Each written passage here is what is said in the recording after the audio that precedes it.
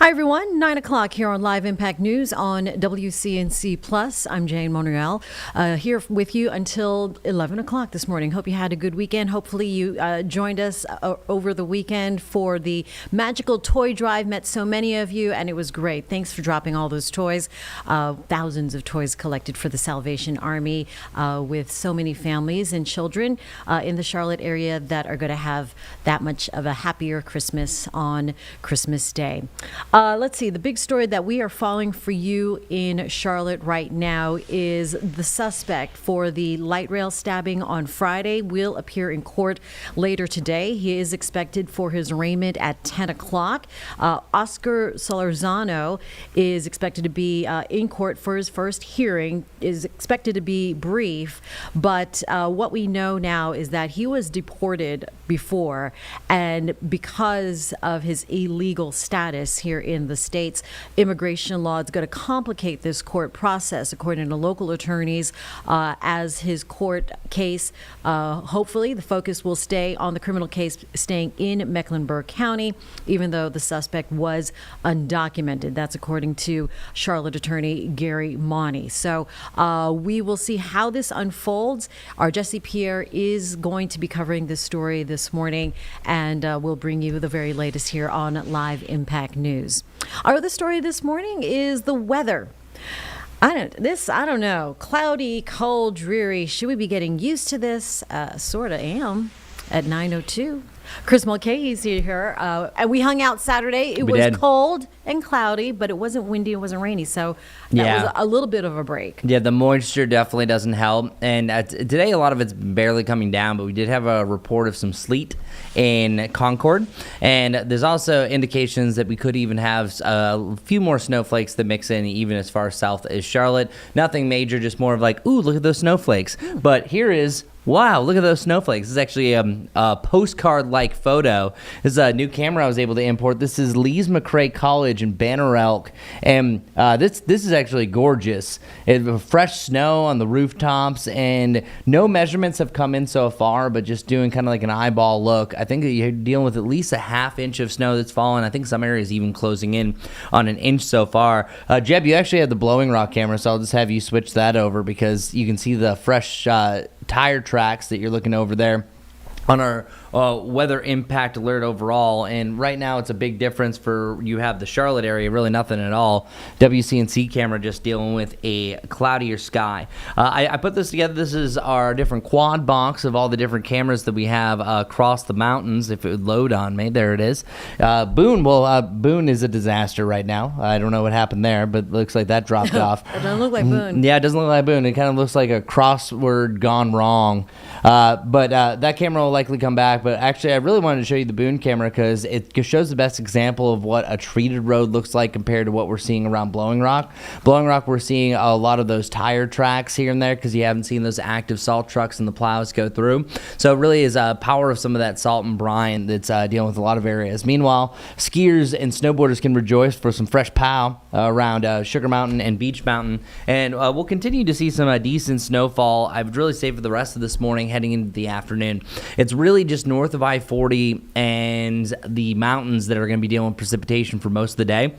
Our weather alerts are a winter weather advisory that goes until 1 o'clock, but that is only temporary because a secondary hazard is actually going to develop behind that, and that is going to be some black ice. So we're also weather alert for this morning, weather alert for tomorrow morning as well, because any of that precipitation that we have is going to freeze over because our lows are going to start to hit that freeze zone in the mid to the upper 20s, but also the drip zone. So whenever you have temperatures that are 28 degrees or colder for 4 hours or more, that's when you need to drip. This is one of the biggest questions that people ask me, especially if you have an older house where the pipes aren't as protected in the crawl space. Some of the newer homes, better insulation there, so you don't have as much to worry about it. But my house from 1987, I am constantly dripping throughout the winter season. So it's only about 5 drips needed, so it takes a lot of finesse to get that perfect kind of drip ratio, but it doesn't need to be dripping every second right there because that's wasting water. So it doesn't really have to move too much. The main premise here is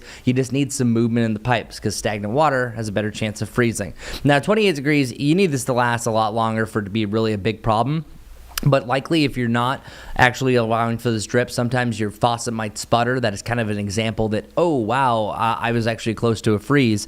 Well, I'm letting you know for the long term, there's a much better chance for this. But typically, insulated pipes, even when it's below 20 degrees, can freeze within 6 hours. This range of temperatures can freeze in a 12-plus hour period. But we're not luckily going to have that. I have a general range pretty much from about 3 to 9 tomorrow that we're going to be around the upper 20s from 27 to 29 degrees. So definitely in that freeze zone. So always like to let you know once that comes about. That's actually going to move me forward for our lows because it's not really. I'll show you our future cast coming up here, but realistically, the Charlotte area in the next couple hours, we're going to get rid of this precip. We could see a little burst of wintry mix. It's just cold and miserable this morning. It doesn't really warm up too much. But our lows drop down to 27 degrees tomorrow, which would match the coldest morning that we've had so far this season, or actually beat it by a degree.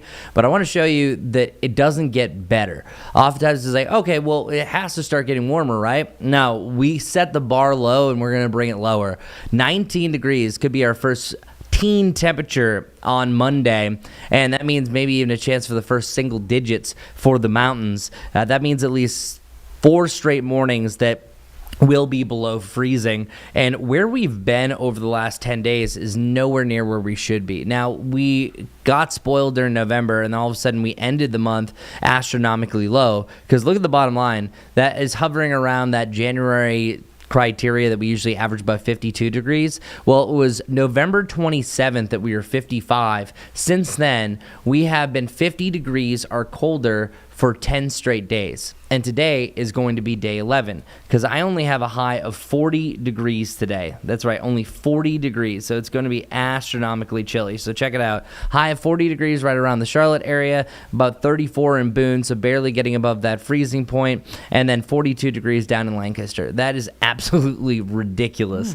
And I sadly don't really have like a big warm up after that. Okay, so let's get to the now, and then we'll move our future cast forward, and then we'll look at the long range for some of our highs as well. Here's a look at the active radar, 38 degrees. So right now that is in the rain zone, but what we've been looking at recently is some of these, wrong way. You can see a little spot right here. That is representing that, okay, maybe you could mix in some wet snowflakes here and there. Last time that we saw this was around Concord. That's where we had that sleet mixture. So I just want people to know that this is kind of the golden hour. I think it's really during this hour into the 10 o'clock hour that if we are going to see snow, again, this is just plain old seeing snow briefly, and then it turns back to rain or we're done. But this is going to be the next couple of hours that we could see some flurries. And then once you get to, I would say, more of the late morning heading into the early afternoon hours, that's when we're pretty much going to be done and drier air starts to work in. Meanwhile, that snow is going to last a little bit longer. So going to our future cast, that's going to show hour by hour forecast that starts to really taper off heading towards the hour of noon. I've stalled as much as I can because nothing's loading right now. So I don't know, this is good though. It gives me an idea of so that what's going to do is by about noon, I think most of the precip is going to be pretty much out of our hair, and then it's still going to be hovering around the I-40 corridor, and then we're going to still see some heavy snow, mainly up in the high country. So here, let me reset this real quick. All right, so here you have about noon. Most of the precip, I think, is going to be really north of the I-40 corridor, and then at that point you're seeing more of a rain-snow mix that's associated with it. By about 6 o'clock, we're just dealing with some snow flurries that are left over in the mountains, and then by the late evening, everything's past and gone. We clear out the clouds, still dealing with a mix of cloud and sunshine for your Tuesday, and then eventually we will see really a lot more sunshine coming out for your Wednesday. And then here's your 7-day forecast brought to you by the Jerry Hunt Supercenter. It's not great. What you're dealing with is you're up to 53 degrees, which the average is 56. That's pretty close to where we should be. Once you get to the end of the month, we're averaging about 53 anyways. And the big concern is I already showed you where our lows are going to go. I have 49 on Friday, highs back in the lower 40s, at least with some sunshine on Sunday. This also shows that pretty much outside of the rain that we had this morning and then the ice that we could have, or black ice on Tuesday, everything else is pretty much just cold. Nothing, no real big hazards to associate with this. There's always lingering a couple days after a snow event for the mountains that they could have lingering ice, especially with those colder temperatures. But this just really shows that we could even have highs in the 30s come next Monday. So next Monday might not be as mean and rotten, but it could be actually pretty cold in general. Where I was showing you that 10-day outlook, what was interesting looking back at Charlotte history, this is the 91st time we've had 10 days or more that have been 50 degrees or below. But there's only been 2 times in history that streak started in November. So it just shows how early that is. That it's happened 91 times across like 147 years of record keeping, but only twice it's happened this early. So it just really shows how cold it has been to end November and begin December. And if we keep up this rate, this will actually go down as one of the coldest Decembers we've ever had. That's crazy. We've had one of the warmest Octobers. It was so nice. And then November sort of making up for lost time there. Yeah. Now we're going to go into one of the coldest Decembers. Yeah, and I mentioned this word last week, equilibrium.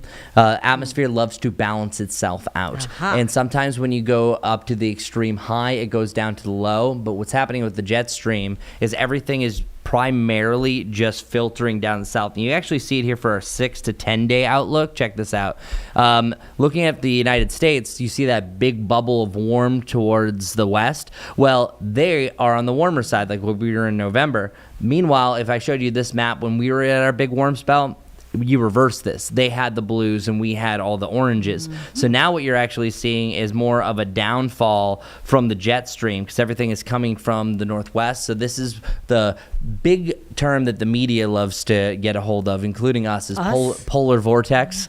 Polar vortex is always there, but what happens is during the wintertime, whenever you have big fluctuations, it causes it to wobble like a top. So that allows for pieces of it to dive further south, and that's exactly what's happening. Since it's so extreme warm to the west, to balance itself out, it's diving that colder air down to the south. We just are dealing with it for a much longer period of time than we're used to.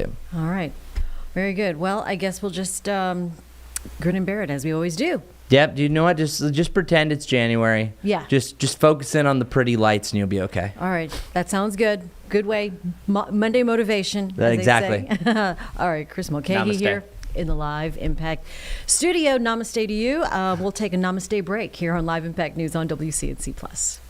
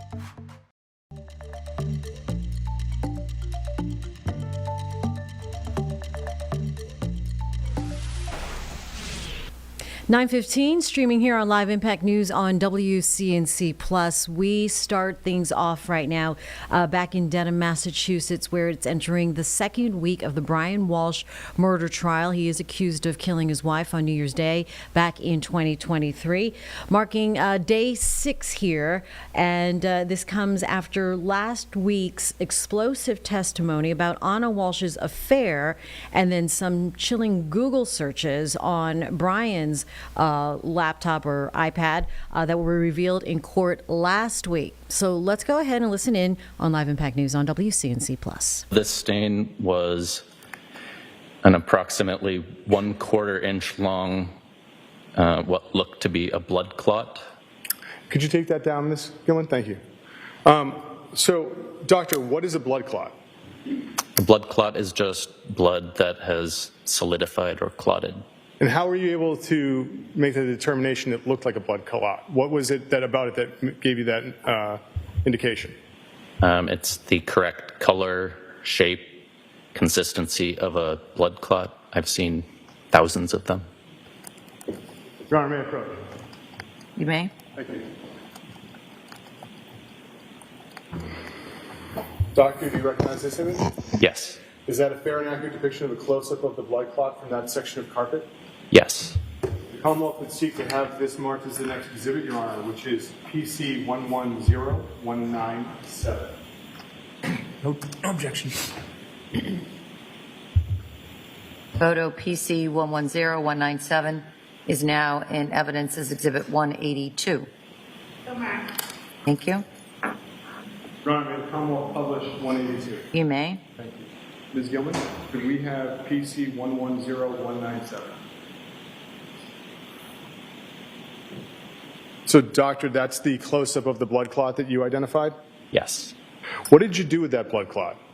I saved that blood clot in a jar for possible future DNA analysis.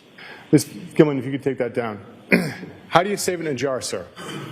You place it into a plastic jar, and then we, I believe, freeze that jar afterward. Now,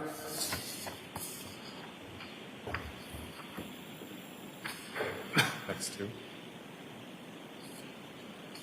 Your Honor, if I may approach? You may. Thank you.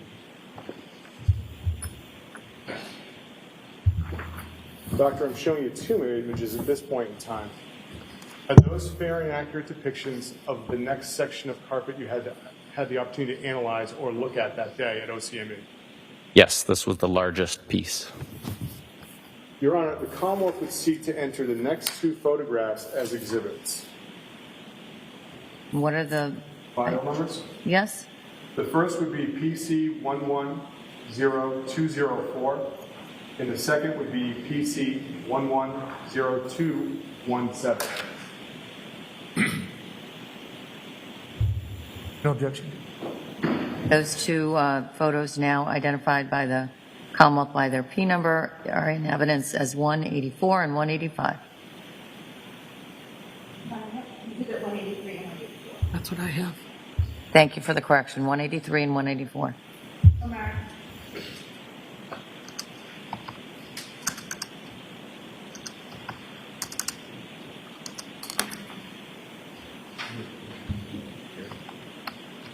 Your Honor, the Commonwealth may publish these next two exhibits. You may.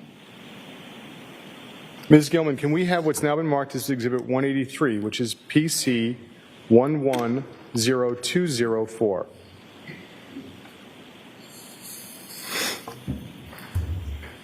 Doctor, directing your attention to what's been marked as Exhibit 183. What observations did you make of this carpet while it was being unrolled? I observed the same types of red-brown stains on the carpet. There were also more areas of clotted blood, and there were also areas with white, clumpy, powdery tissue. Not tissue, sorry. Substance. Some of it was discolored from the fluid that was on it. And Ms. Gilman, can we have Exhibit 184, which is PC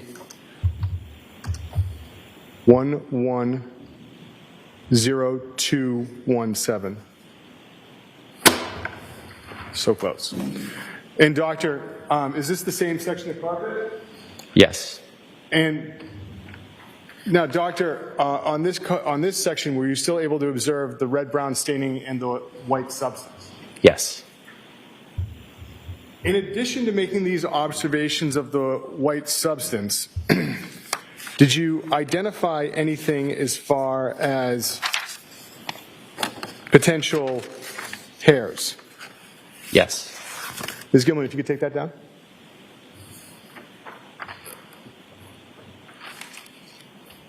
Your Honor, can I approach? Yes? Doctor, you recognize this image? Yes, Is that a collection of hairs that you saw on that section of carpet?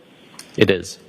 Your Honor, the Commonwealth would seek to enter PC 110243 as the next exhibit? No objection.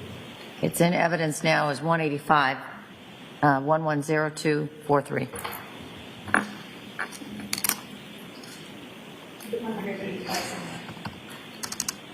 And Your Honor, the court petition may publish exhibit 185.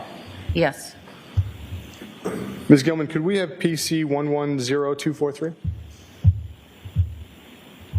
Doctor, directing your attention to exhibit 185, what did you do with this collection of hairs?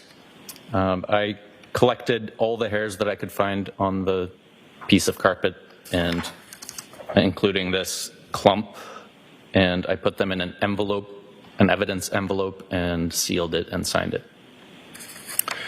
And Ms. Gilman, if you could take that down. Now, Doctor, besides making observations of the section of carpet as far as what you saw on it, did you have the opportunity to go through that material and find any objects in it? Yes.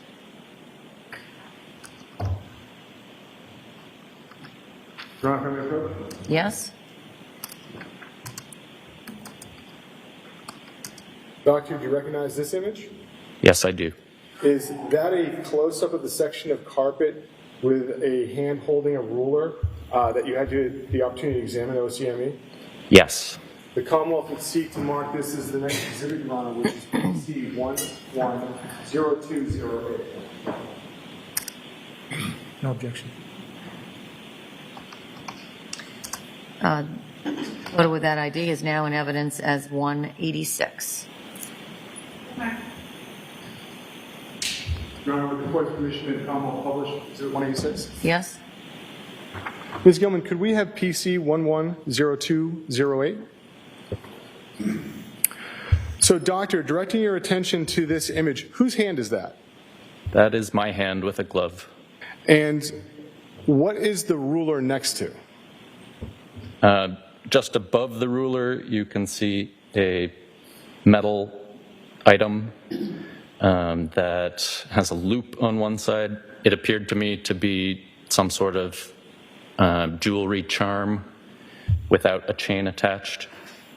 And, Doctor, around that area, is that white substance, is that what you were talking about as the white powdery substance? And I don't want to misstate you if it's not powdery, but what is that? Was that what you saw that day? Yes, almost all of these clumps are that same powdery, clumpy substance. Some of them look red and brown and tan, probably because of the liquid that made them clump. Ms. Gilman, if you could take that down. Thank you. Doctor, what did you do with that piece of metal that you found? I photographed it, and I also placed it into an envelope and saved it for evidence. May I approach you, Your Honor? You may? Doctor, do you recognize this image? Yes, I do. Is that a picture of the piece of metal that you photographed by an envelope? Yes. The Commonwealth would seek to have image file number PC 110245 as the next exhibit, Your Honor. Any objection? No objection. 110245, that image is in evidence as 187. With the court's permission, Your Honor, may the Commonwealth publish 187. You may? Ms. Gilman, can we have PC 110245? Thank you. So, Doctor, is this the photographing of the piece of metal that you spoke of? Yes. And that envelope, is that the envelope you put it into that's in the photograph? Yes, it is.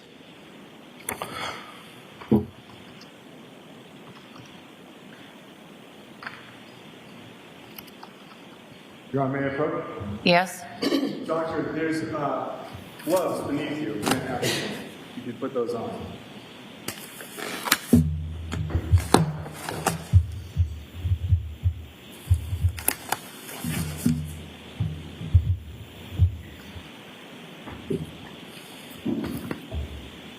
Doctor, I'm handing you a glassine envelope. I'm going to ask, do you recognize the envelope that's inside the glassine envelope? Yes. And Did you have the opportunity to look inside that paper envelope this morning? Yes, I did. Is that the same paper envelope that you put the piece of metal in at the OCME? Yes. And the yellow sticker on the exterior of the envelope, what is that number on it? That's the same OCME number. That was the number of this case. And on the front of it, do you recognize the writing on the front? Yes. And how do you recognize that? That is my handwriting describing what this was. And can you look inside the envelope and then ask to recognize the object?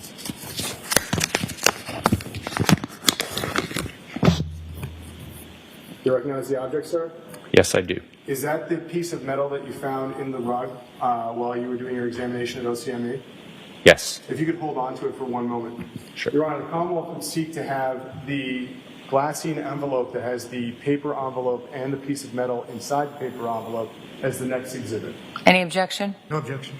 It's now in evidence as 188. Thank you, Doctor. You can put it back inside.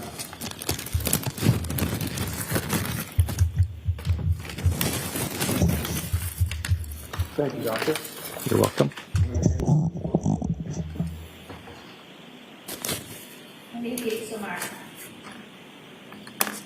Doctor, did you recognize any writing on Exhibit 188, the piece of metal? Anything that was pressed into it? Yes, there was an engraving of Gucci on one side.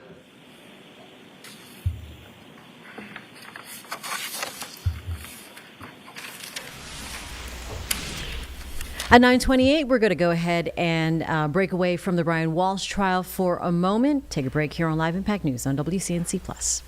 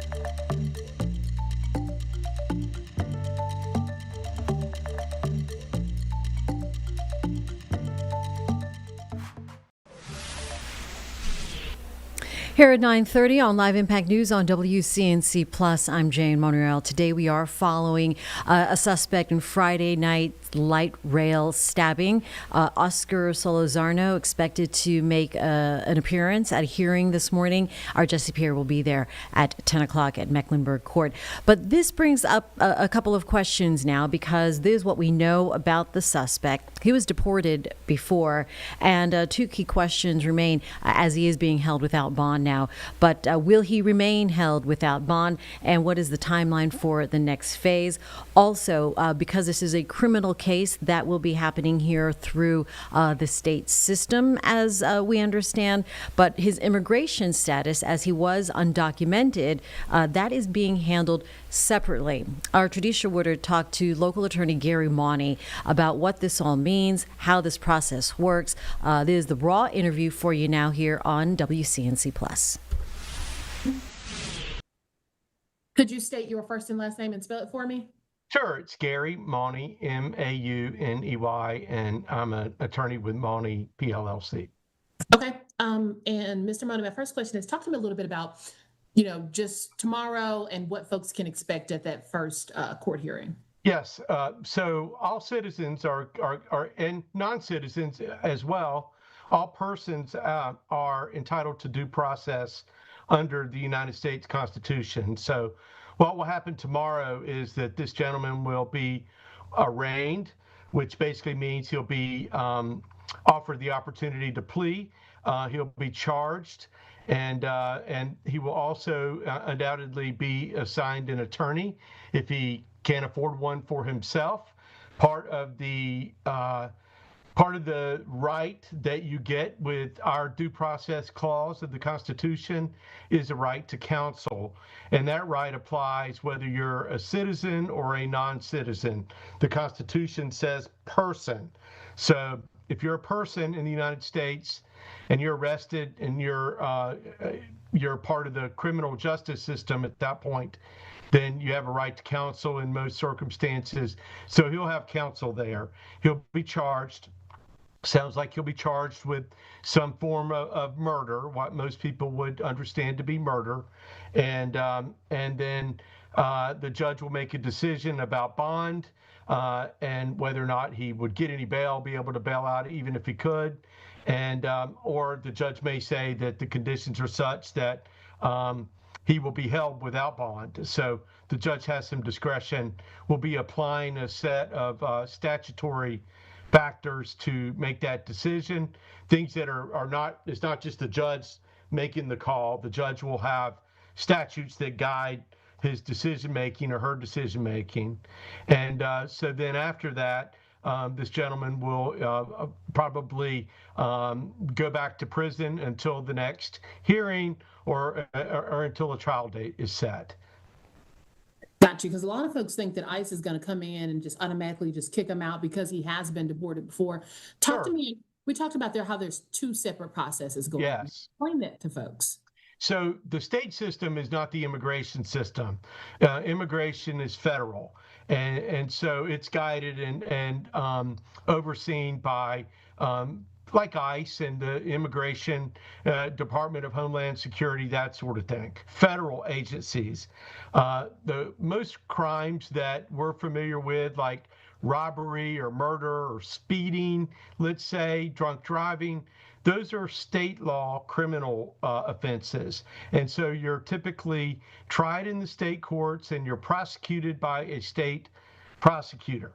So most immigration law is civil. And that means that, and it's federal. So it means it's not criminal, so you don't necessarily get an attorney if you're charged with violating an immigration law. So what will happen is the state court prosecutors will probably be working with federal officials that are part of the immigration departments and agencies of the federal government, and then ICE very well may be there, and then our state government will have to decide, whether or not it's going to cooperate with the federal government, and if so, what that might look like, and so on. But the criminal charge that he's being arraigned for is a state charge, and that's different from federal offenses like violations of the immigration law and that sort of thing. Again, that law is civil. So when you're charged with an immigration violation, you don't automatically get an attorney. One's not granted to you as a matter of course under the Constitution. So it's only if you're charged with a crime under our Constitution, state or federal, that you have a right to an attorney. Just for a mere violation of an immigration law, like you're here illegally, you're not entitled to an attorney when you're in a federal immigration court having to deal with that. So these are separate things, and they're going to be dealt with undoubtedly separately. And we know that, you talk about them being two separate things. We also kind of talked about just how this happens. Obviously, this is not the first time people come back. Do you know if there's a process for someone who has been deported before? If it does get taken on a federal level, do you know if that process is faster if someone's already been deported, or is it still the same process over Well, again? it could be faster, sure.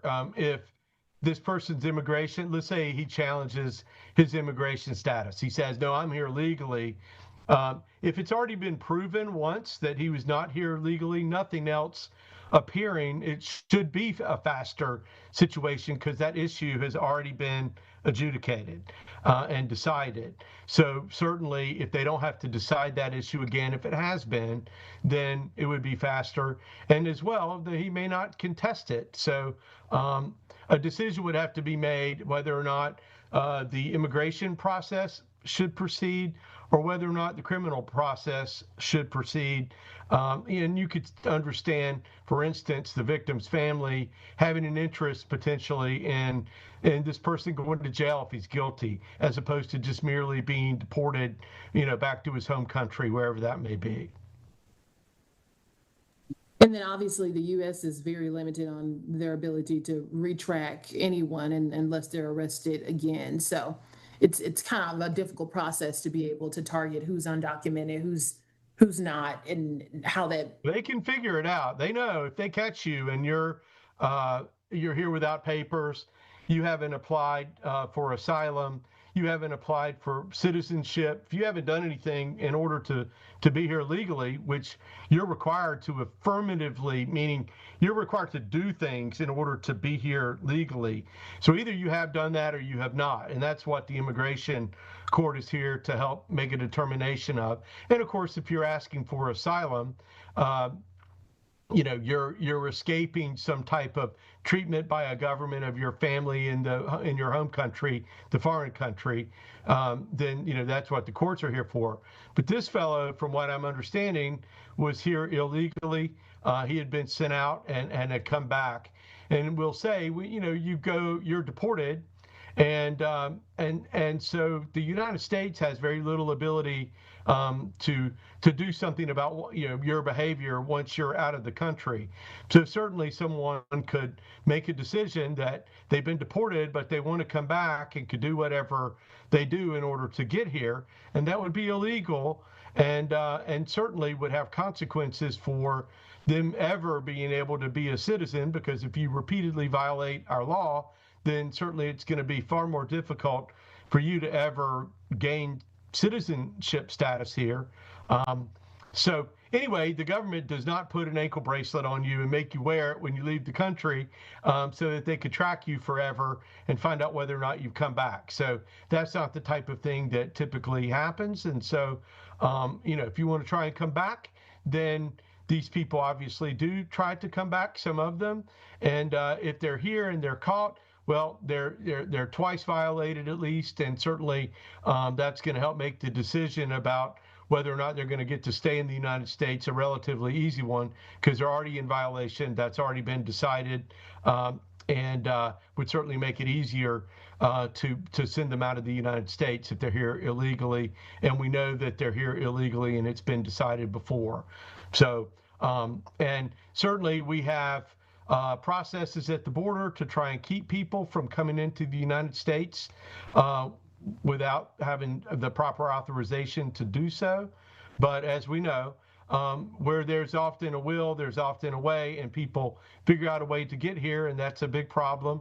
And then once they get here, if they decide that they don't want to abide by our law, then this is the situation that we find ourselves in, where someone's harmed a United States citizen, and and they're not even supposed to be here. And certainly that elicits a form of outrage from folks because someone's been hurt. They're an American, has a right to be here by someone that has no right to be here to begin with, and can understand why people would have a problem with that. So I think it's safe to say that tomorrow's court appearance is going to be pretty quick, but this is definitely going to be a pretty long legal process ahead. Yes, I mean, arraignments tend not to last that long unless there's something contested about them. But sort of given what we understand about the facts here, I'm not sure what the contested facts might be in terms of whether or not there's probable cause and whether or not he was arrested properly. That's the type of thing that will be determined tomorrow, and whether or not he pleads guilty or not, what the charges are, and that sort of thing is what we'll find out tomorrow in court. Okay. Is there anything else you'd like to mention or say that maybe I didn't mention? I don't think so, other than most people are unaware, I think, or a lot of folks are unaware that the due process clause of our Constitution applies to all persons. And so it's not just United States citizens or people that are here on some type of visa. If you're here on American soil, you have rights. And so that's what we're going to see an example of tomorrow, is someone accused of a crime who's also accused of not being here legally, and they still get due process under our Constitution. We treat people with fairness, and we apply the law to everyone here, whether or not they're an American citizen or whether they're from somewhere else. And that's one of the things that makes America great, I think, that the law applies to everyone. And, it requires us to apply the law, and it can be frustrating for some that someone here illegally has a right and has rights to process. But that's, in my view, one of the things that makes our country unique in a good way. All righty, I'll hit the stop. And we'll be back here on Live Impact News on WCNC Plus.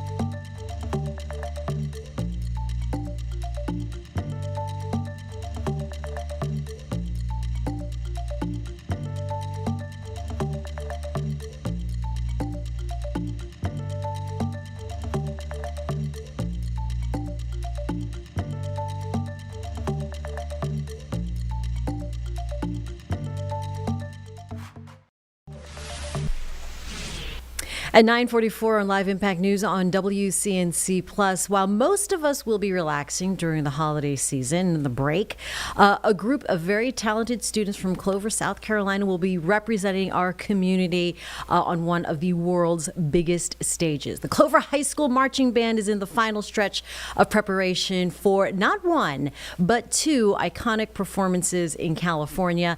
Joining us this morning here on the Live Impact studio are band director Rick Langdale, as well as Stephanie Knott from Clover School District. Thanks, you two, for joining us. Thank you. For taking the trip and taking the time out, because it sounds like you guys have been very busy. Yes, ma'am.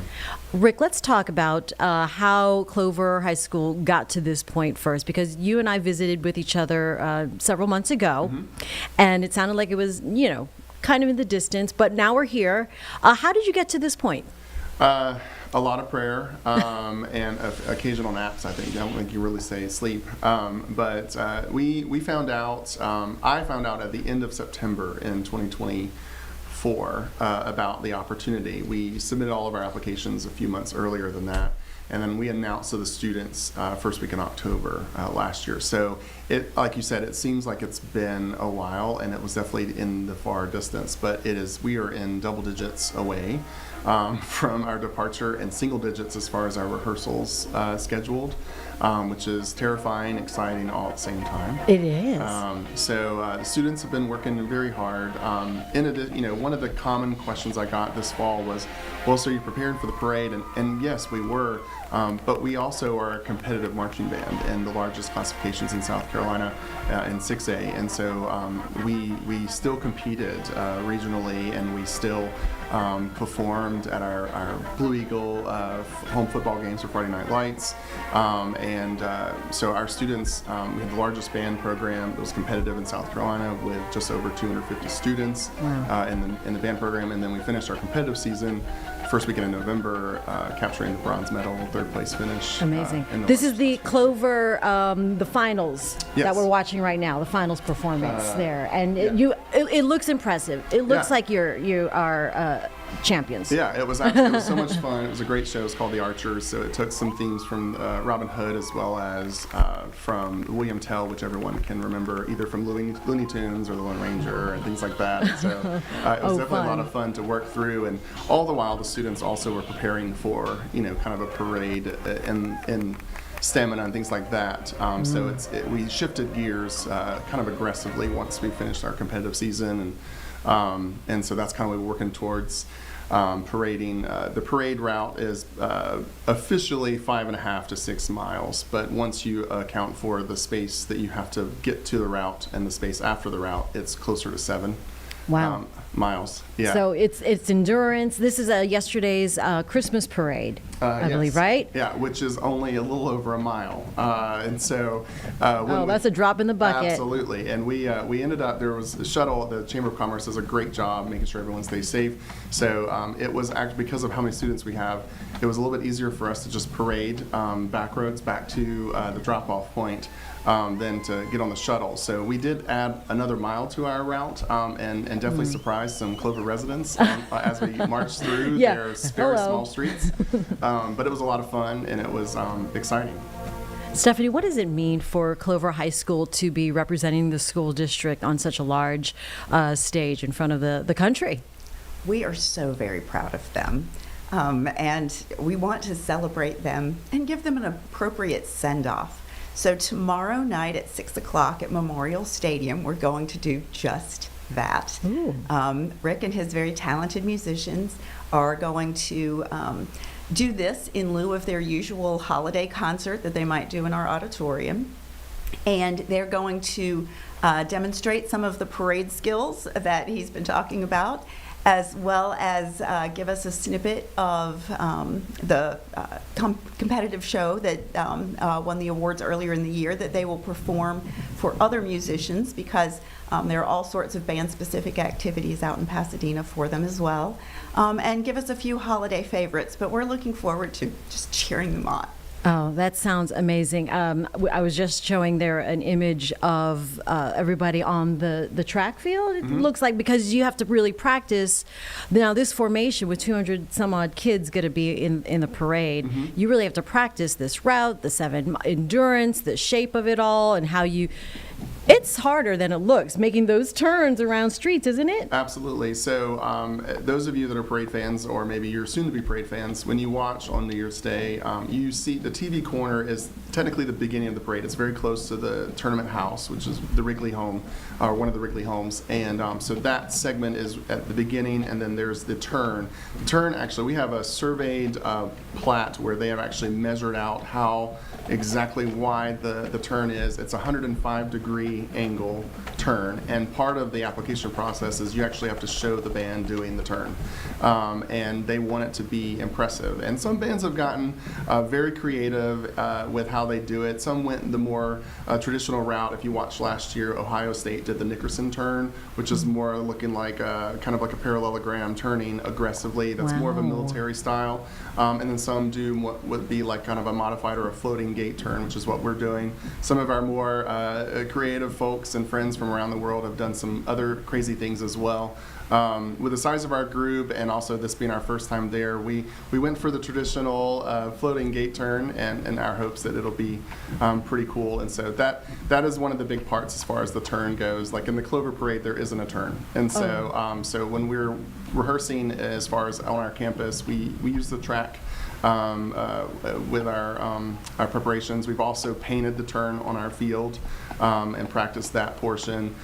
We've also hijacked our bus lot behind the campus because it's a little bit wider, and so we're able to do that. So we've performed for our bus drivers and our transportation office several times each week, and I was worried that I was getting on their nerves, but every time we performed, there's been more people coming out and videoing us and cheering us on. So it's been great practice, and also it's always fun to perform for our supporters. That's so fantastic. So for kids who have, or the students who have not performed at this level or even traveled, I would imagine a lot of them haven't traveled or been on a plane.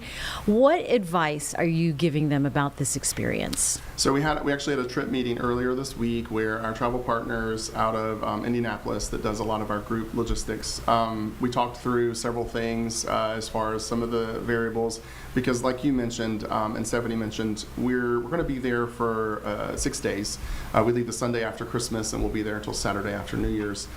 So the parade is obviously the ultimate event, but we'll perform at an event called BandFest, which is hosted by the Tournament of Roses at Pasadena City College. And so all of the bands in the in the parade, there's 20 of us, will perform for a band-friendly crowd. And so it's a chance for you to perform for each other, celebrate. One of the parade sponsors is In-N-Out Burger. So the kids get all you can eat and carry In-N-Out Burgers, which is pretty exciting once they're finished, and they get to hang out and kind of network and be with band kids. So that will be one of the performances. And then we'll also perform for several other bands, kind of like a Friends and Family show with Bands of America, which is a circuit that we perform with. So we'll do that in Anaheim, our first day that we're there, or second day that we're there.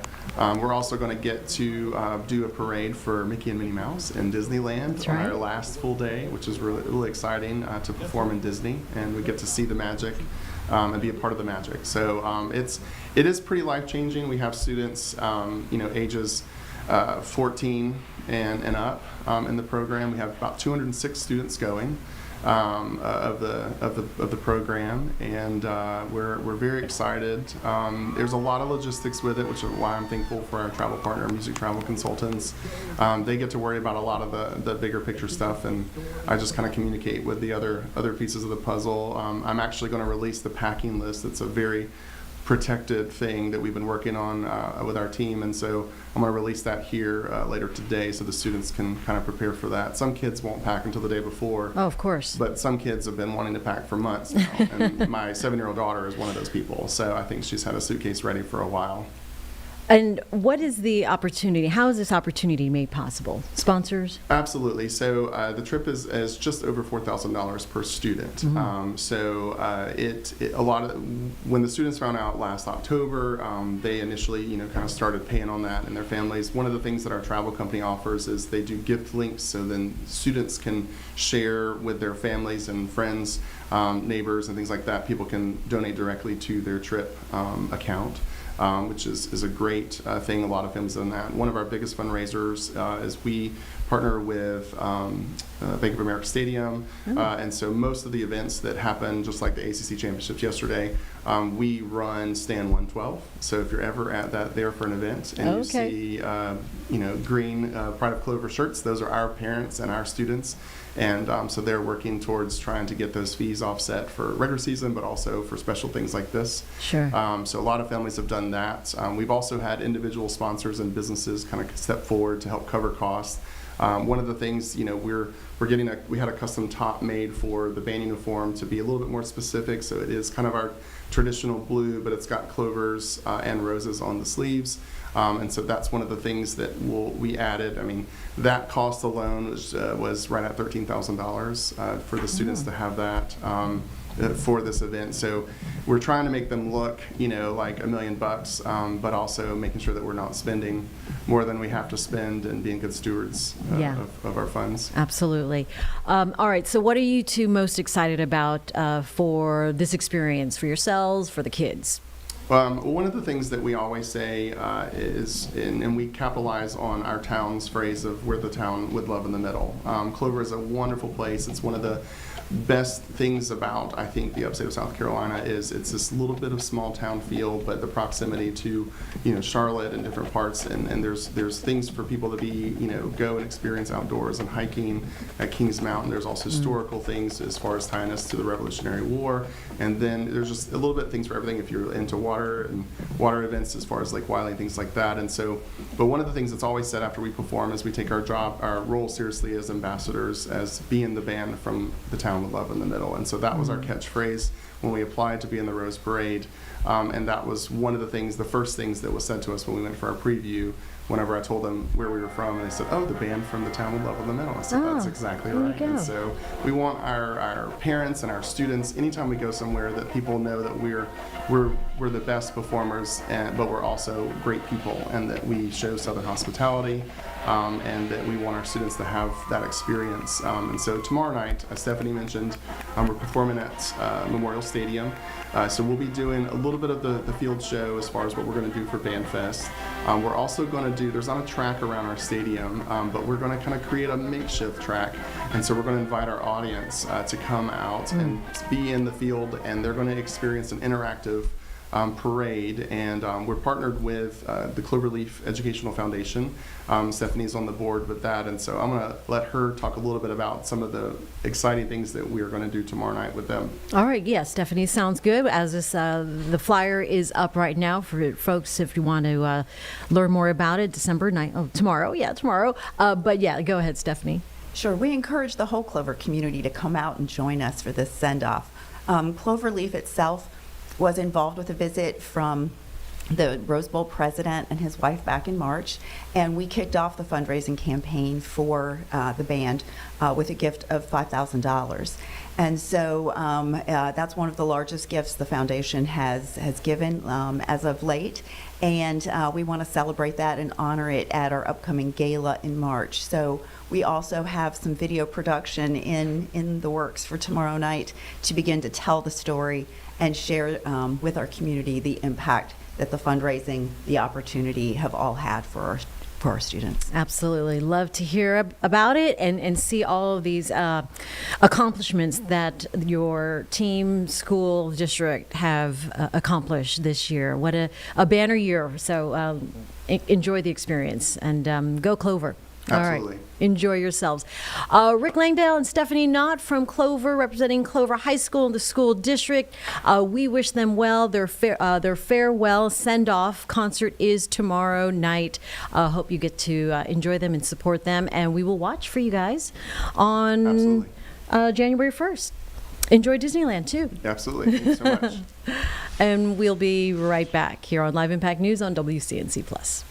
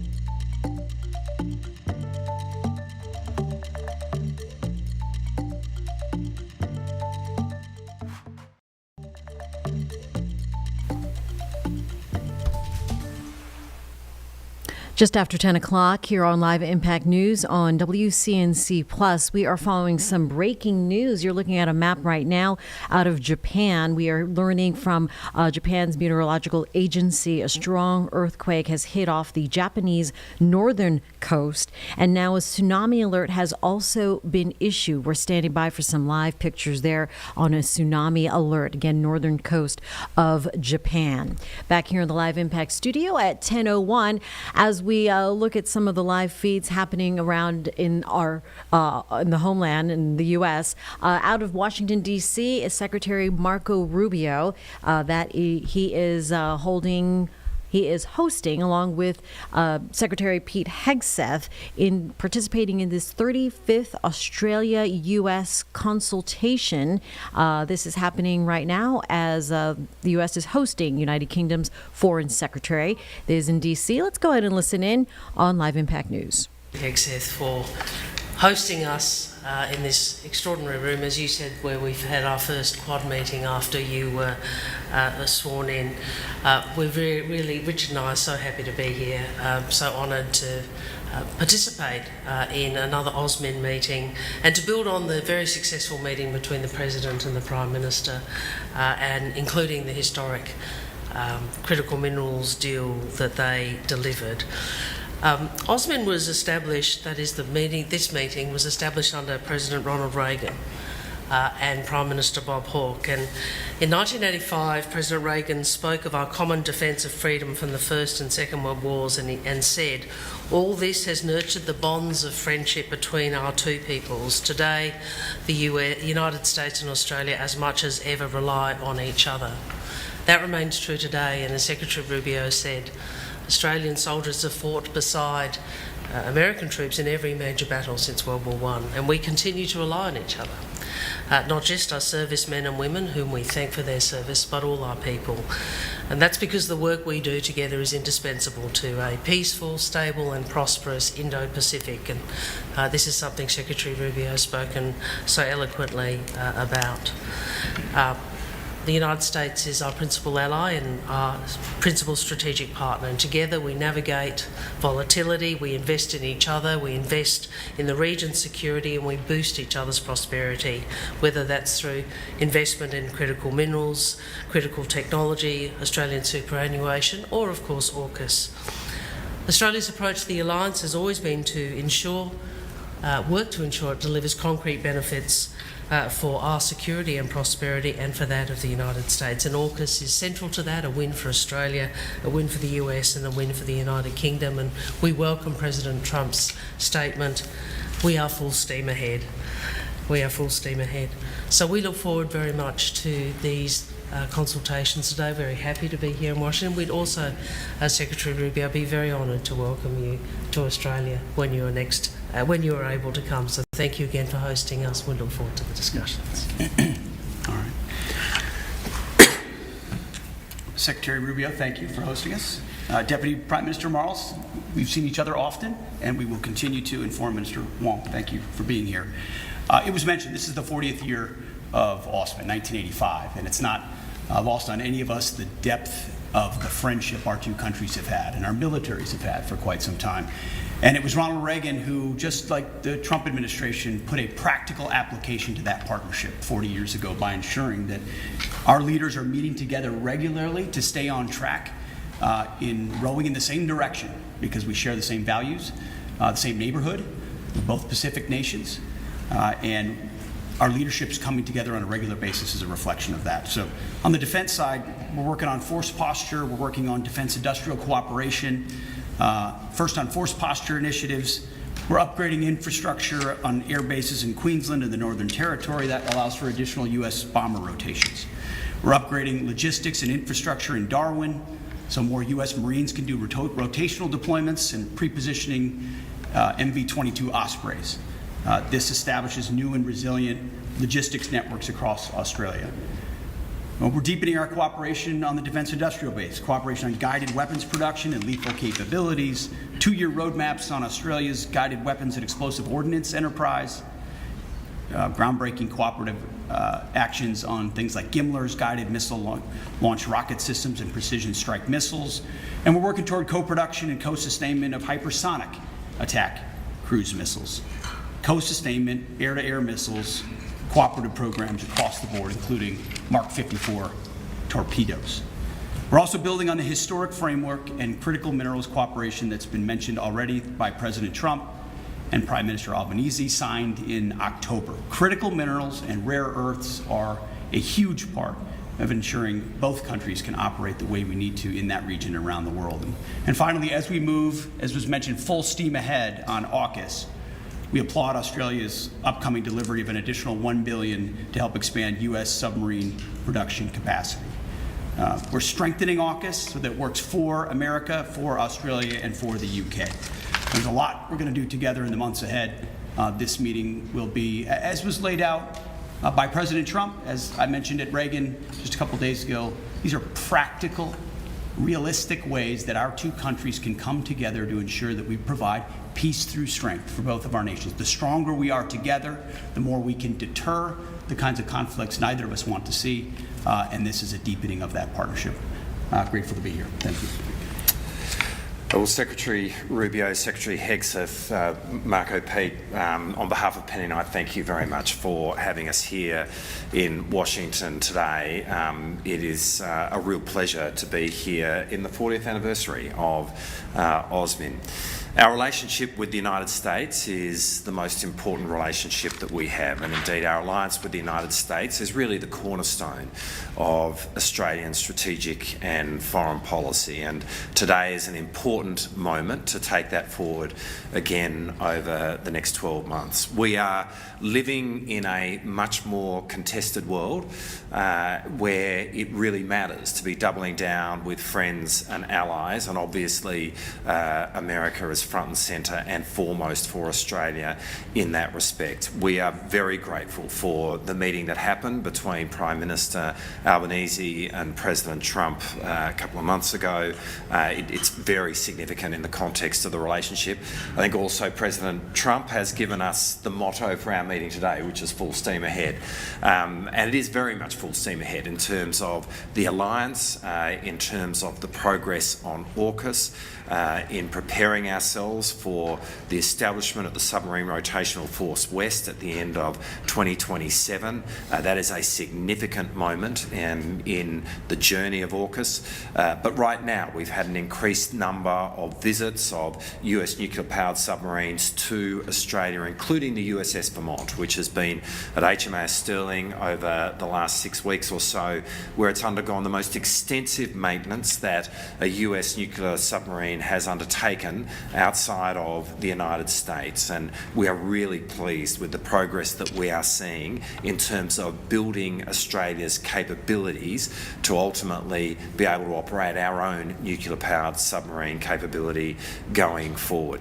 At every OSMIN meeting that we've had since 2022, when Penny and I first started attending these OSMIN meetings, a central part of what we have sought to do in the defence space is to increase the US footprint in Australia.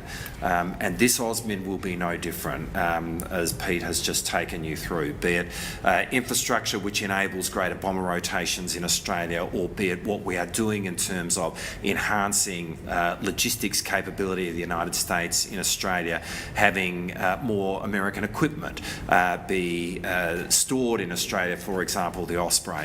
These are just examples of what we are doing across every domain, air, sea and ground, but also space and cyber, to have the most extensive American force posture that we have seen in terms of the breadth of that in the Australian continent. And that is so important going forward, to make very clear in our region that Australia and America stand side by side in working together to contribute to the peace and security of the Indo-Pacific.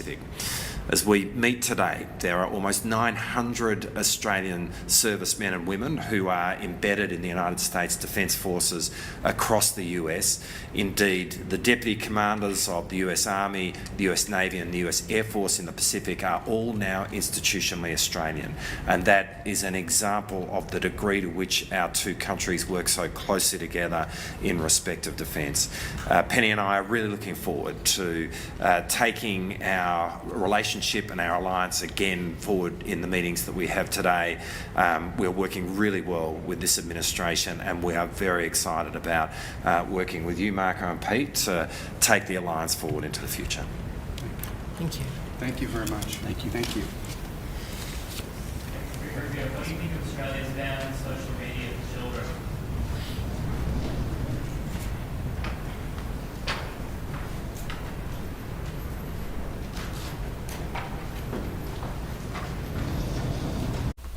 All right, folks, that was the 2025 Osmond meeting. We will be right back after a quick break.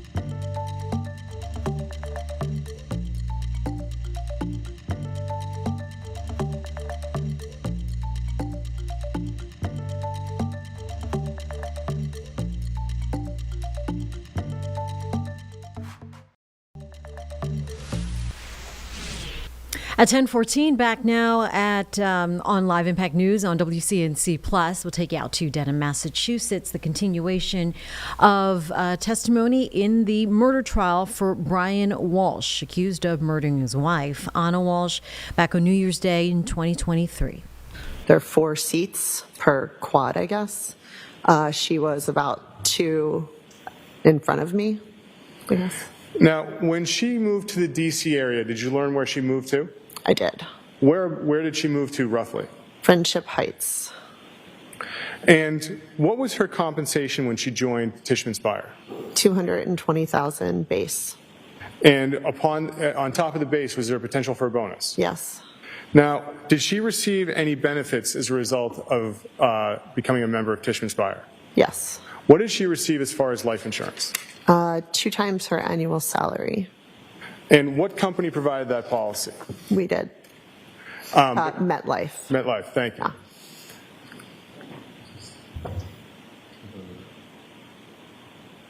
Your Honor, at this point in time, the Commonwealth would enter in the policy, the MetLife life insurance policy for Anna Walsh as a stipulated to exhibit. All right, we're marking it as 190, the MetLife policy for Anna Walsh.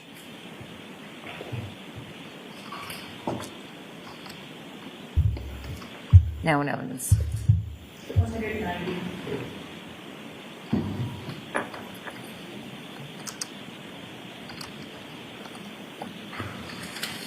How much was the life insurance policy for? 2 times her annual base salary.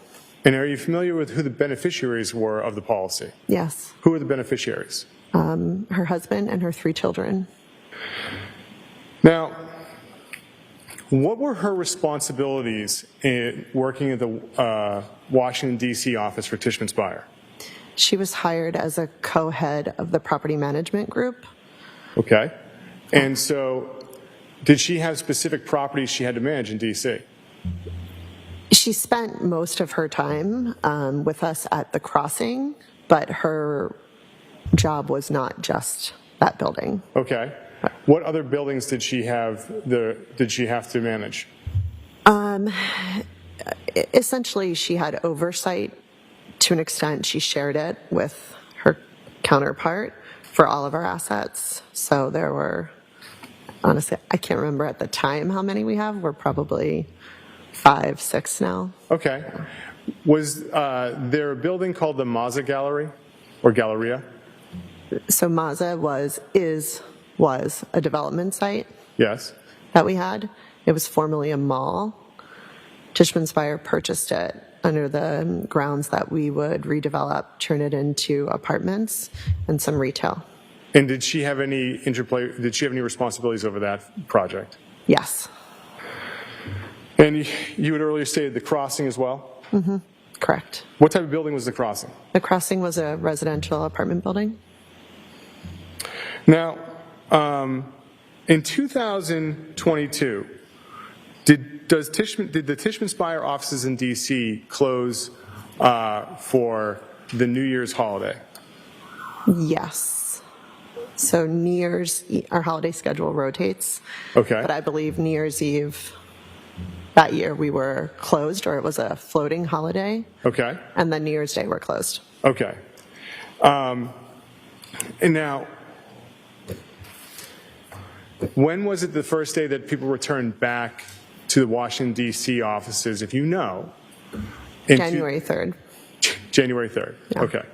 Now, while you worked with Ms. Walsh, was there any problems with her as far as her employment? No. Were there any safety concerns for her as far as her employment? No. Did she require any physical accommodations while she was employed with you? No. When was the last time you saw Anna Walsh? It was December. It was the 15th, perhaps. We had a women's event in the office. And at this event in December, I take it was 2022? Correct. Okay. And what was her demeanor like at this event? Normal, happy, social. And did you see any injuries on Ms. Walsh when you were with her that night or that day at the women's event? No. Now, when did you first learn that Anna Walsh was missing? January 4th. And how were you alerted that Ms. Walsh was missing? A coworker came over to let me know that her husband had called the crossing team looking for her. So with this information, what did you do to try and with this information, what did you decide to do?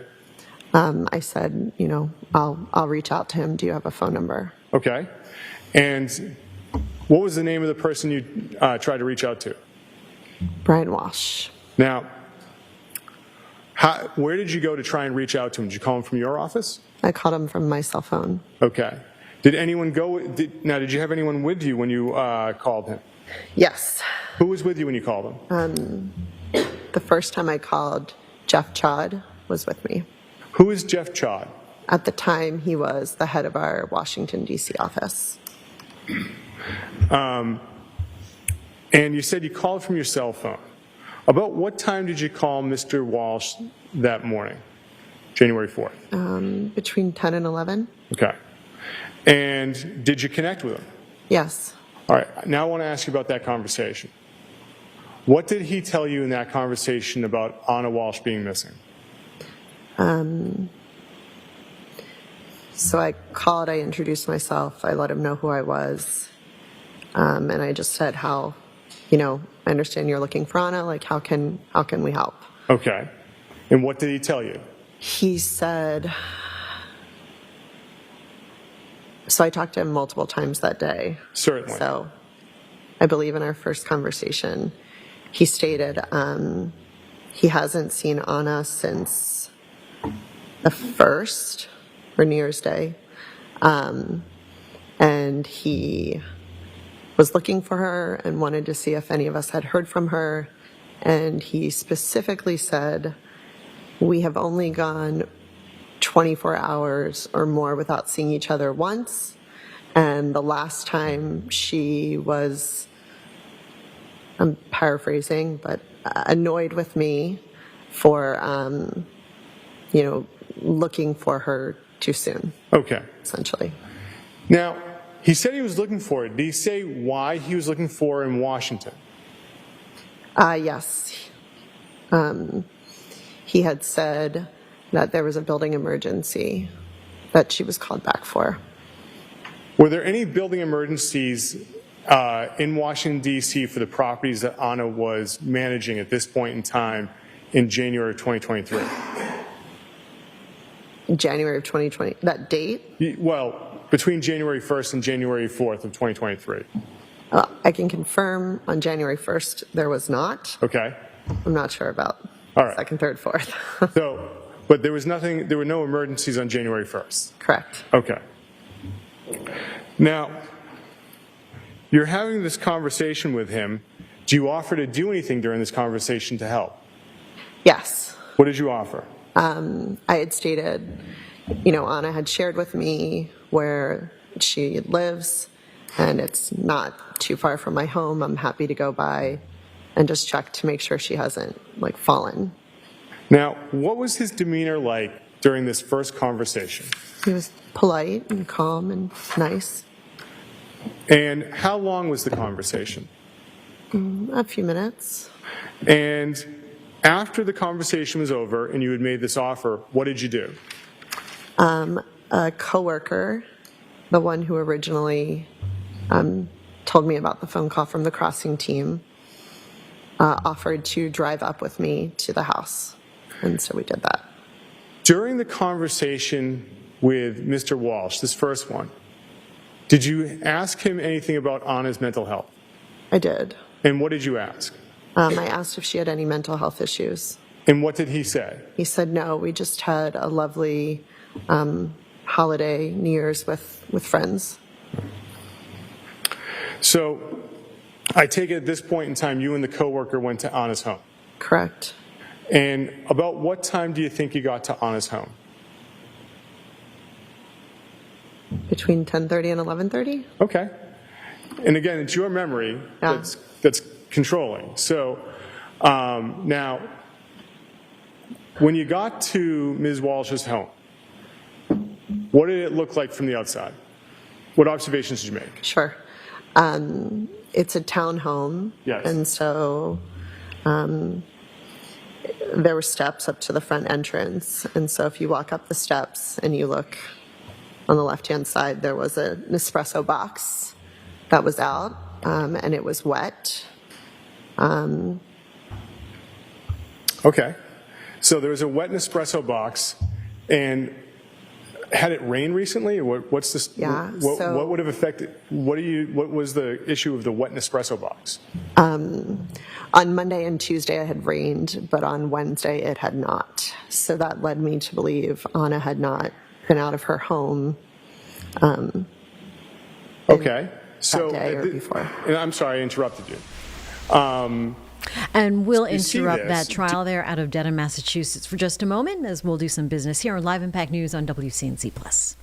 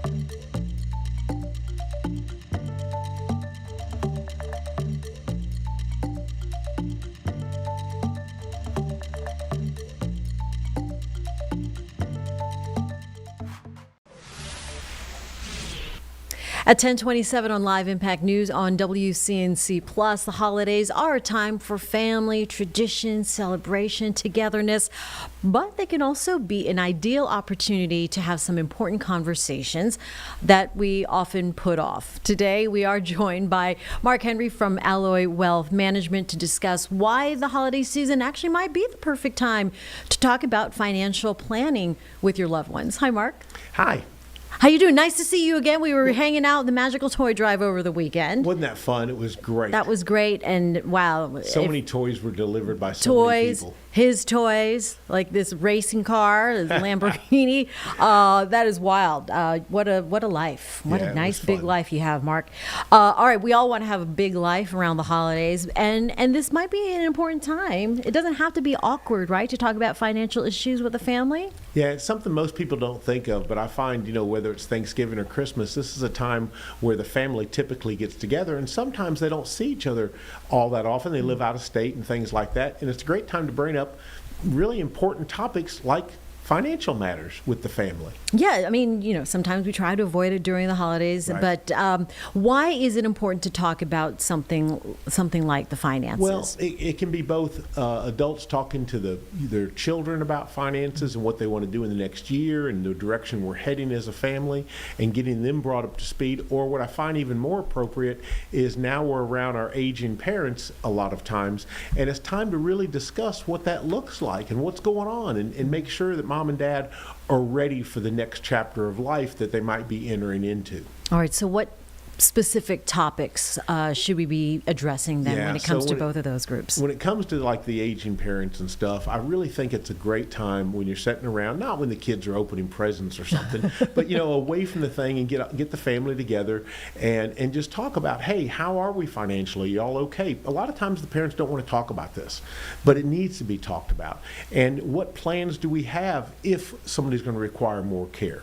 And what help can we provide? And what does that look like? And just get a real clear picture of what's going on, and then obviously always talk about the financial scams that not only hit seniors but they hit everybody. Right, but make sure the parents are up to speed on, hey, never give out your information, never, all the different things, and just have a real good topic about, conversation about, hey, where are we headed and what does it look like for y'all? What are the plans? Yeah, exactly. When it comes to long-term care, people don't realize that it might be a financial burden, and estate planning as well. It doesn't mean like it's for only the wealthy, right? Absolutely. Everybody needs to make sure we have an up-to-date will, at least.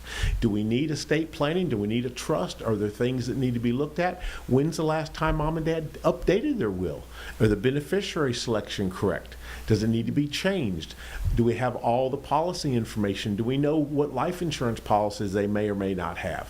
Where's it all at? How many accounts do we have? How many bank accounts are still open? You would be really surprised what I see sometimes. Okay, so spring cleaning, winter cleaning and prepping for the new year might be a good time for it. Potentially difficult conversations, though, right? Let's be real. How do we approach this kind of topic? Just approach it with love. It can be potentially difficult, but we're going to have to talk about this sooner than later, and it's much better to talk about it at a Thanksgiving holiday, a Christmas holiday like we're talking about now, than waiting until something happens and the children have no idea what the plan may or may not be, or is there even a plan? That's even harder. That's way harder. Wait till somebody gets sick and now mom needs help with dad and we don't know where the money is. We don't know what to do. That is a terrible time. Yeah. So that's why you want to do it ahead of time. I mean, and what a great gift to give the family and yourselves. Right. It's just a peace of mind. Yeah. Exactly. So when it comes to saving and investing, hopefully retiring someday, as we know, the stock market can be volatile. It is. It is volatile right now. It right? is volatile. And so what, as far as trends go, we round out 25 and go into 26. What should we expect here for the next short term? Well, Santa Claus is going to show up, and that typically brings the Santa Claus rally. And what I mean by that is the consumer spending typically never disappoints. And so typically, we never know, that's the interesting thing about Wall Street, Street is you never know, but cyclical things are just that. They're cyclical, and we expect to have the Santa Claus bounce after Christmas. So it's a good time a lot of times. You'll see markets go up. Now, if it was a terrible holiday season and we didn't spend much, well, that would be a problem. But it looks like we're doing pretty good. And it looks like people are spending, even though money is tight for so many families. It sounds like right now it's beating expectations, the Cyber Mondays and all the different things that we've just had, Black Friday sales and all that. So we should see that Santa Claus bounce heading into the new year. All right. And so for those who are interested in investing and taking advantage of this Santa Claus rally, what should people know? Yeah, well, here's the thing. Everybody wants to do something called timing the market. Right. Timing. I say it differently. When you're investing in the market, what you need is time in. Not timing, time in the market. No G. And what that means, that's right, time in simply means this. You know, if you're preparing for retirement and you're 5 years out, totally different subject. But you're 35, you want to one day retire, you're 45, you just need to be in the market. You got to be in. That means you have to be in when it's really good, and you also want to be in it when it's really bad. And people say, why would I want to be in it when it's bad? Because you're hopefully buying quality items and they're on sale. And who doesn't like a sale? Love sales. Love it. So if you are looking at time in the market, right? When is it a problem? It's a problem when you panic. So when you're young, you like the idea of the market going down. It sounds terrible. I hate it when market goes down personally. But the reality is we should embrace it if we're young, because we can now keep investing, maybe even find more money to put in, buy quality things on sale. Here's when it's a problem. You're 5 years away from retirement. You're 7 years away. You just retired last week. That's a big deal. You should have already planned for this. Someone should have helped you plan for this so that you only have the money in the market that you could afford to go down. But you can't have all your money going down when you're now spending it. That's tough. What is your advice then for managing risk during a volatile market period? Yeah. Risk is a personal choice, and you should only take the amount of risk you're willing to take. Another way to say that is only have the money in the markets you're willing to lose. And when you say lose, it's not like it's going to vanish. It'll just go way down at times, especially during big market drawdowns. Well, you haven't necessarily lost the money because you still own the shares of stock. But make no mistake, if the statement says you have less money, guess what you have? Less money. So when you have less money in retirement, that's when fear sets in. That's why we recommend you only have the money in the market that you can afford to draw down, that you can afford for it to go down like it's going to at some point, and you're okay because you don't have to touch it, giving it time to come back. If you're having to use that money in retirement, it's a terrible time to be in the market when it's falling, because you're taking a withdrawal and it's going down. That's like selling things when they're on sale. You don't want to sell them when they're on sale. Right. You want to buy them when they're on sale. When retirees aren't buying anymore, they're selling. All right. What is one thing we can control when it comes to our financial future? You really can control way more than you expect. We can't control markets. We can control a spending plan. We can control how our money is coming in. We can control an income plan. That's why we recommend for retirees to have money both inside Wall Street and away from Wall Street where it doesn't have the volatility. And you have that control. It's your money. All right, there we go. That is a positive. We're going to keep with this Monday motivation. It's your money. Money Matters with Mark Henry. He's going to be joining our Nick Sturt event later on at 4 and on Charlotte Today, I believe, right? That's right. That'll be live here coming up at 11. All right, thank you, Mark, as always, giving us the real talk on Money Matters. And we're going to take a break here on Live Impact News on WCNC Plus. Well, that was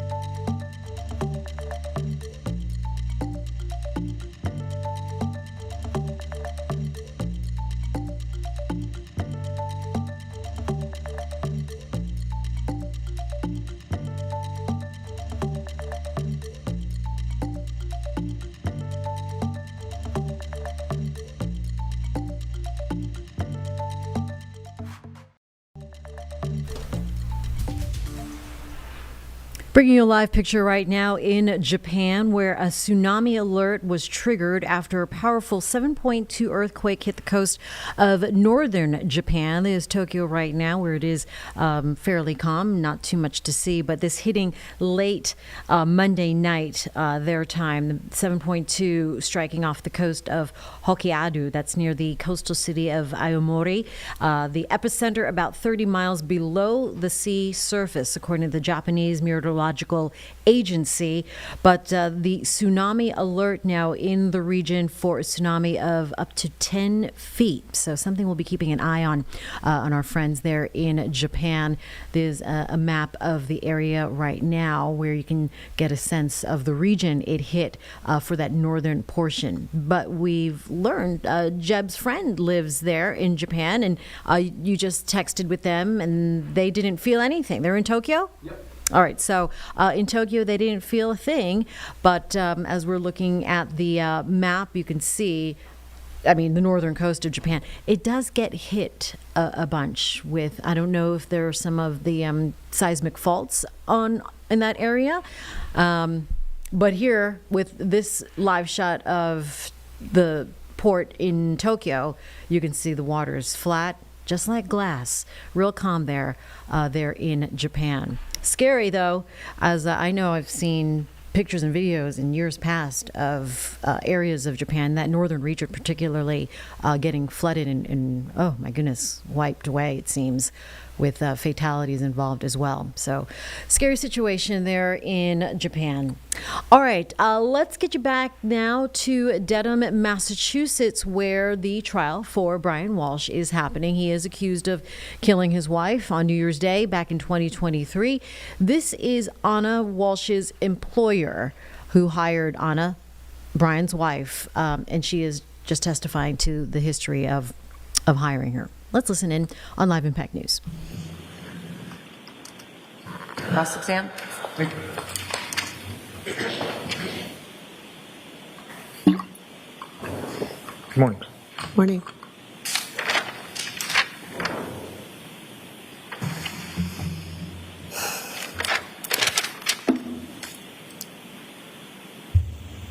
So,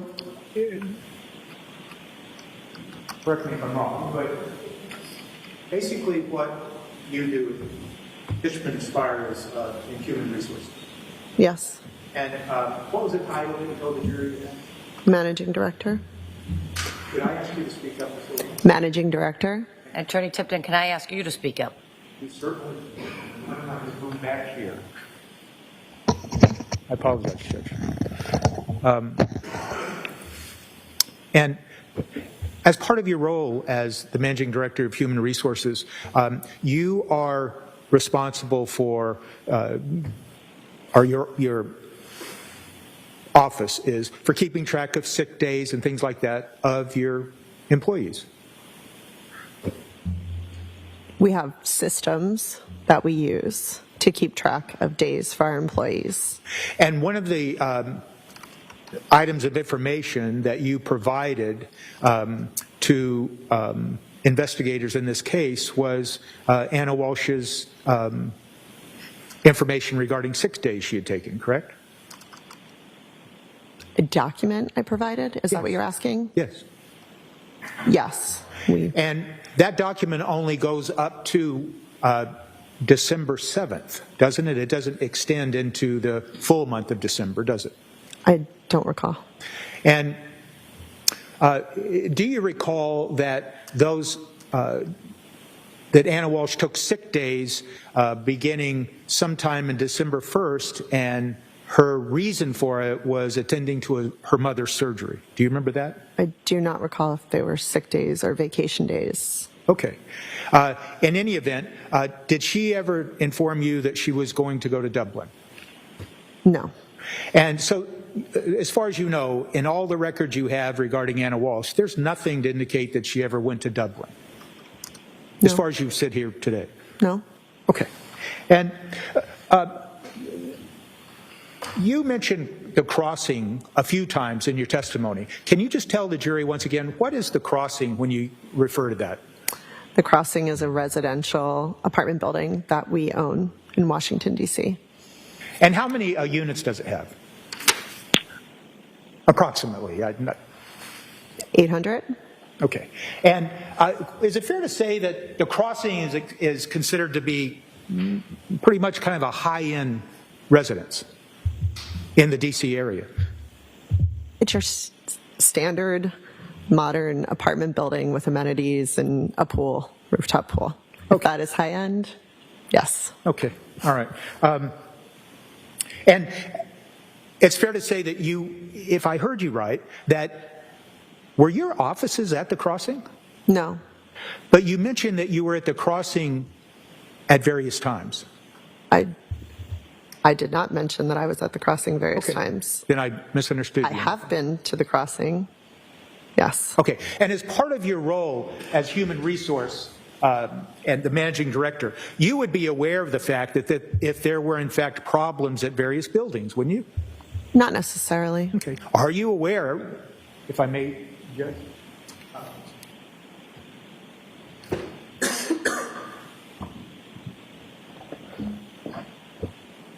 When it comes to human resources, is it fair to say that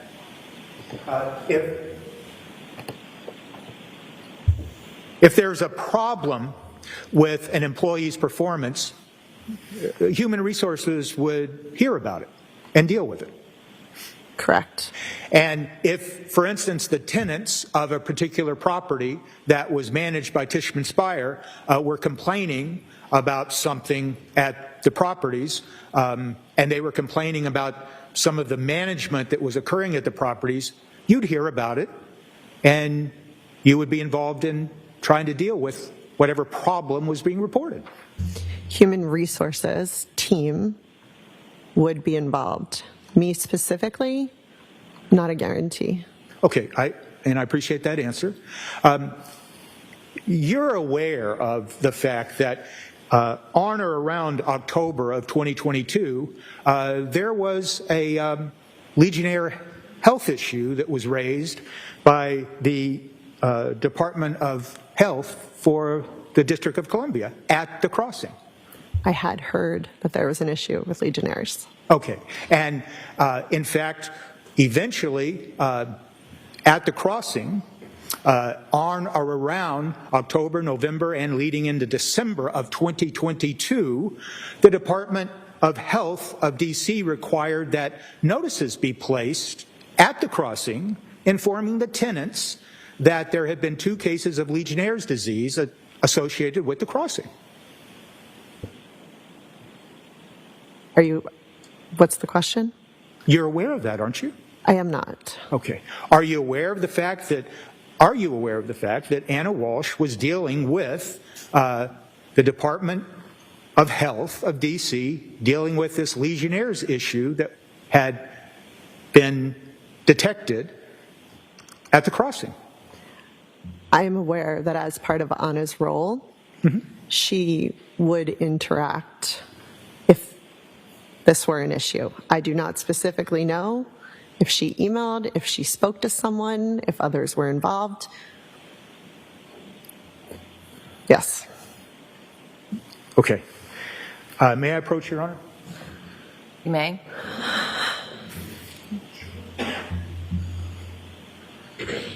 I'm just going to show you what's been marked for IDK. Okay. And do not read it, but I'm just asking for you to look at it and tell us if you've ever seen that before. So you don't want me to read it out loud, but I can read it to myself. Yes. Okay. Review it yourself, but do not read it. Okay.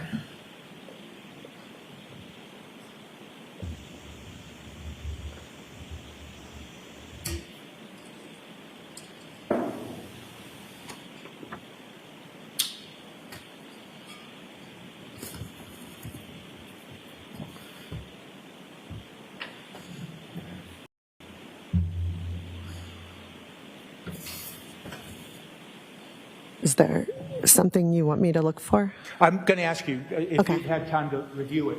I mean, And I'm not going to ask you details. I'm just going to ask you one simple question. sure. Have you ever seen that letter before? I'm not sure. You could have, but you might not remember it. Correct. Yeah. And Then are you aware that that is posted on, yes or no, posted on the Tishman Speyer website? No. Are you aware of the fact, and I'm just going to approach Trent and Victor. Are you aware of any tenant association meetings where they complained about the performance of Anna Walsh in conjunction with the information in that letter? I am aware that there were tenant association meetings. Mm-hmm. I am not aware that they complained specifically about Anna. Okay.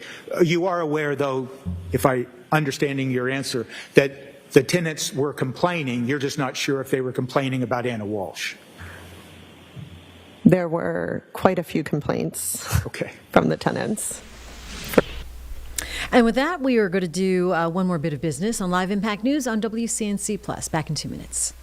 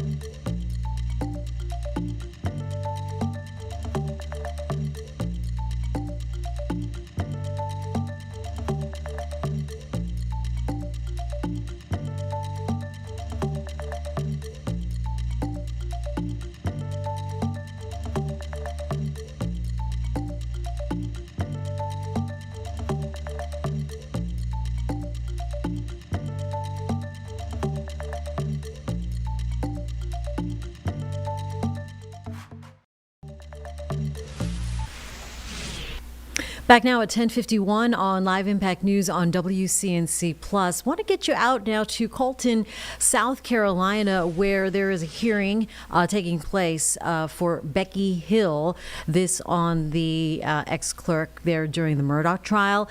This is for misconduct and perjury charges. Let's listen in on Live Impact News. Including allegations of wiretapping. The court may know that Ms. Hill's son, Jeffrey Hill, right now has pending charges for wiretapping.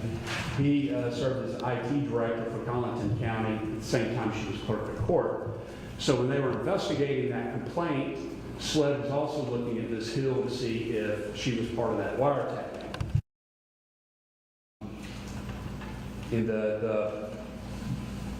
This was back in 2023, as I said. Ms. Hill, being subject to that investigation, there was never evidence that she had knowledge. That's something I would have to proceed forward. It appeared clear that she had information from her son that we know he gleaned from wiretapping. But we had no evidence to link her and show knowledge of wiretapping. And Your Honor knows that would be a fatal charge.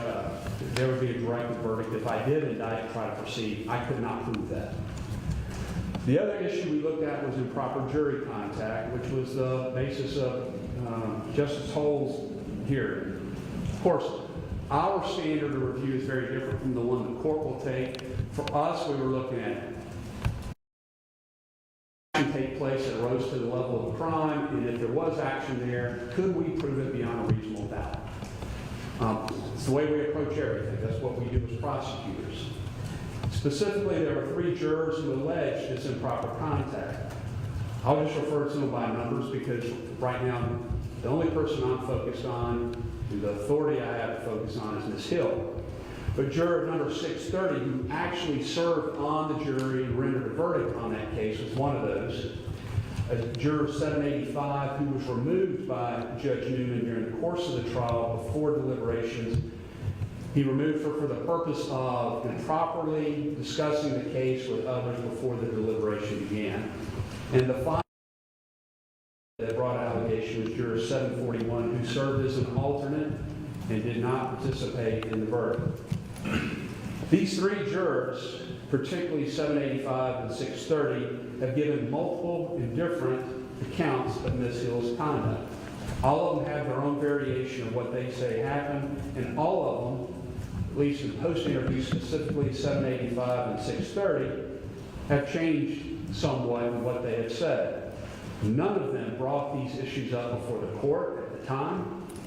This information came out after defense attorneys for Mr. Murdoch were looking and talking to jurors. Nothing improper on their part. They have a right to do that. Just at various issues they were looking at.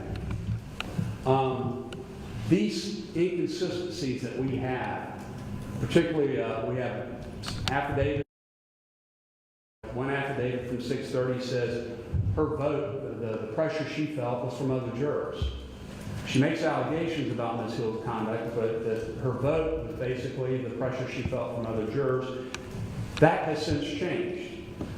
As Your Honor knows, if I were to prosecute this case, all 3 of these jurors would be my key witnesses. And the inconsistencies would be insurmountable if I proceeded forward. In addition, what SLED did is they interviewed the remaining 11 jurors. None of them corroborated these 3 jurors. One juror out of that whole bunch said something about, Ms. Hill said something about the defendant's demeanor, but in his statement to SLED, he said, I didn't know what she was talking about. My vote was my vote. It was based on the evidence. So there was nothing to really go on with that juror. Otherwise, all of them denied everything that was said in the back room by Ms. Hill. Many of them said she was very professional when she was back there, and she only talked about the things that were the judge had sent her back there to talk about. I would be facing a trial with 11 witnesses on a jury coming in to say everything the state is saying is not true. In addition, Your Honor, when Justice Cole had her hearing in Columbia on jury misconduct or Ms. Hill's improper contact with the jurors, she also interviewed each of those 11 jurors under oath, and again, they all reiterated that they didn't hear anything and that it didn't affect their vote. The court has a different standard, obviously, and I know there's appellate issues, and Murdoch, that's not my concern. My only and sole concern was what evidence do we have, and then can I prove it in a court of law beyond a reasonable doubt? And the answer is, frankly, I don't know that I have enough based on what we have to even get an indictment, but I do know this based on my 35 years experience and the collective experience of the team we have, we cannot get a conviction because we cannot prove that case beyond a reasonable doubt. Your Honor, those are the major issues we looked at.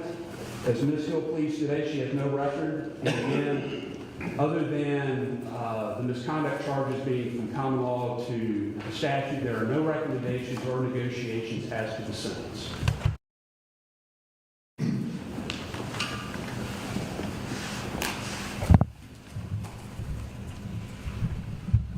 All right. Ms. Hill, do you substantially agree with the facts that the solicitor just told me?